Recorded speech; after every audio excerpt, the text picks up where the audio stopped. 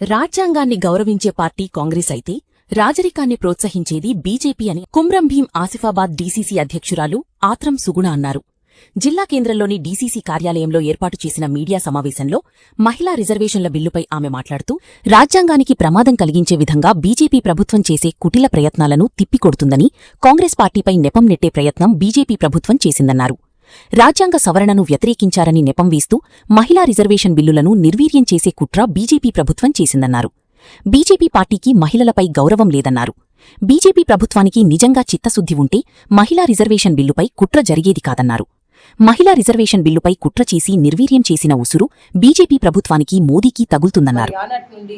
ఎంతో సతి సహగమనం ఉండకూడదు, మహిళకు స్వేచ్ఛ ఉండాలి, అన్ని రంగాల్లో మహిళలుంటే దేశం అభివృద్ధి అవుతుందనేసి కోరుకున్నటువంటి మహనీయుల త్యాగాలను ఈరోజు మర్చిపోయి బీజేపీ పితృస్వామ్య దేశమే ఆవిర్భవించాలనేటువంటి ఒక కుట్రతోటి డీలిమిటేషన్ పేరు మీద అందులో కలిపేసి మరి ఈరోజు మహిళా బిల్లును కాలరాయడము ఎంతవరకు సమంజసమనేసి అడుగుతున్నాం. మహిళలను కించపరిచారు. నీకు తెలియదు మోదీ గారు, మహిళ యొక్క విలువ ఏంటిదో నీకు తెలియదు. నీకు భార్య ఉంటే కదా తెలిసేది, నీకు తల్లి ఉంటే కదా తెలిసేది.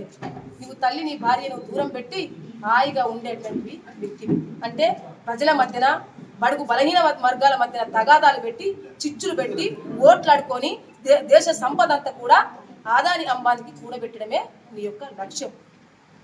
ఖబర్దార్ మోదీ, మహిళలందరము ఏకమైతే నీ రాజ్యం, నీ యొక్క బీజేపీ పార్టీని కుప్ప కూలుస్తారు. ఇది నిజం, సత్యం అని కూడా ఈ సందర్భంగా తెలియజేస్తుంది.